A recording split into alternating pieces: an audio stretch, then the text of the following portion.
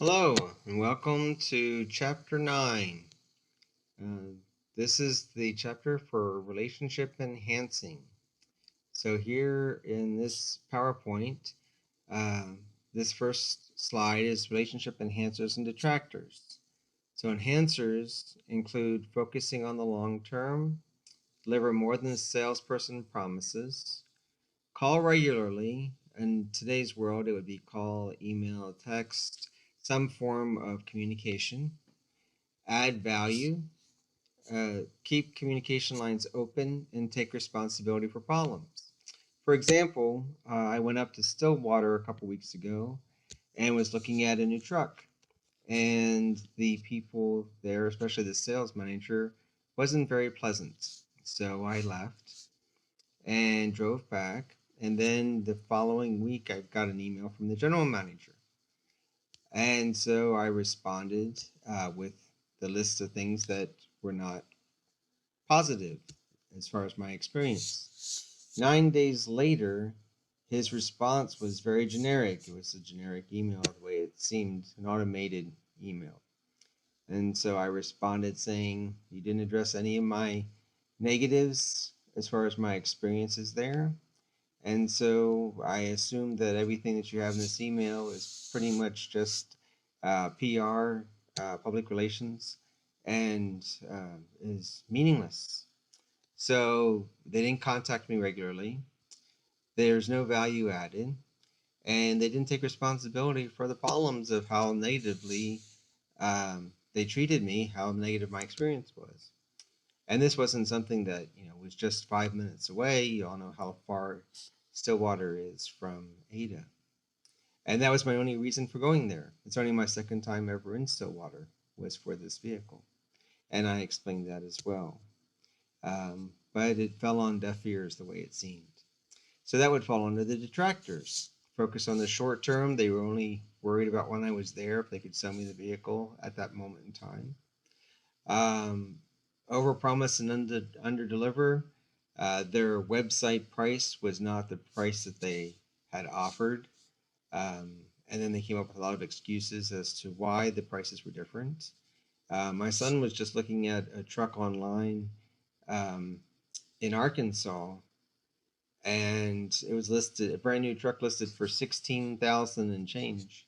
And he contacted them, and they responded saying that that was their fleet price, but it was on the website for everyone to see.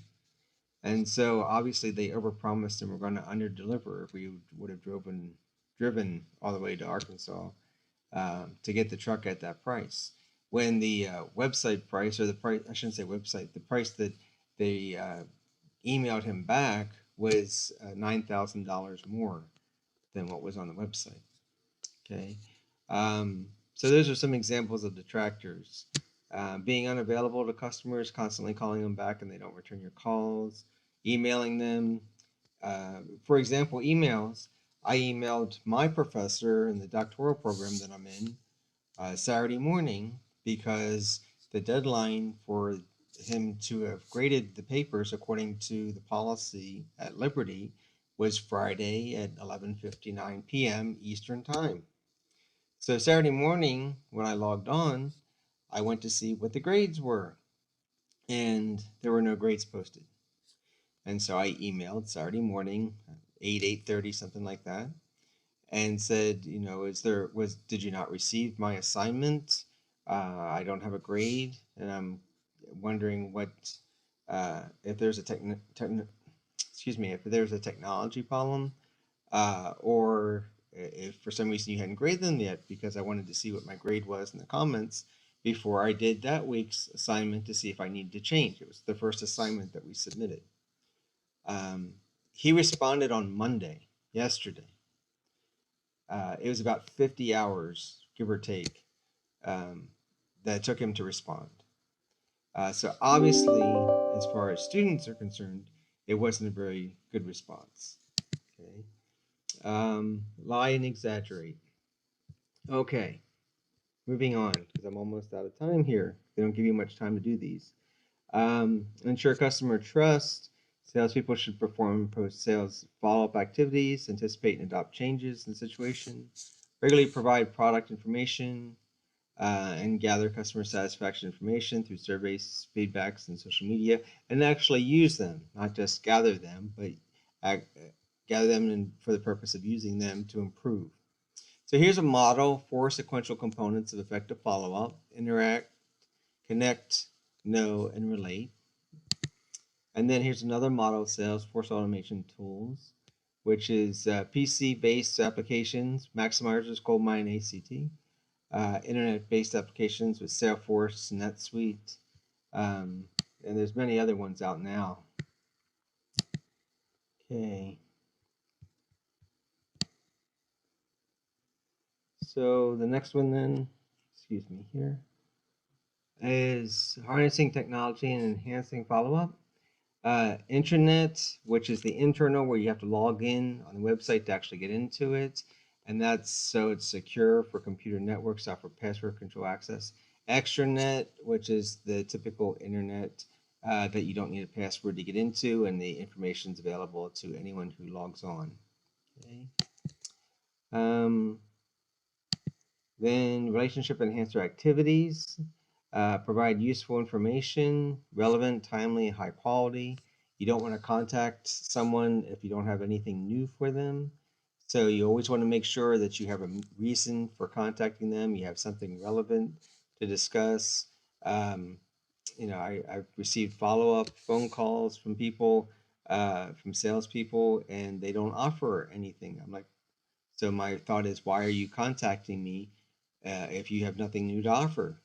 The way we left it seems to be final, unless there is something additional that you wanted to talk about or that you had to offer, or if you had something that you wanted to inform me about that I wasn't or might not have been aware of from our previous interactions.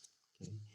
Expedite orders, train customer personnel, correct billing errors if there's any billing errors. Nothing upsets people more than billing errors. Remember the customer after the sale. It's just not a once and done type thing. And then if there is any issues, make sure that they're resolved as quickly and painlessly as possible. Do everything up front, because if you don't fix it right away, it doesn't matter what you do, they're never going to remember anything except that it took forever to get it fixed. And then here's the traditional versus the relationship sales process. Traditional prospect needs discovery, presentation, and get the order. And then trust-based is prospect needs discovery, presentation, earn commitment, and go through the whole process of earning it, and of being a consultant, and of being a problem solver, and correcting any issues that come up. Okay. And then the ethical dilemma, I'll let you ponder over that. And lastly then is the customer service dimensions: communication, service motivation, and resilience. Okay, so those are the 3 pillars or 3 points of the customer service dimension. I hope everyone is staying healthy and safe, and that you're adapting to this online format. And I will be back with another video for the last chapter of our text next week. If you have any issues or questions, concerns, please email me. Don't go through Blackboard, just send me an email through the normal ECOK website. Thank you very much, and I will be seeing, or you'll be seeing me soon.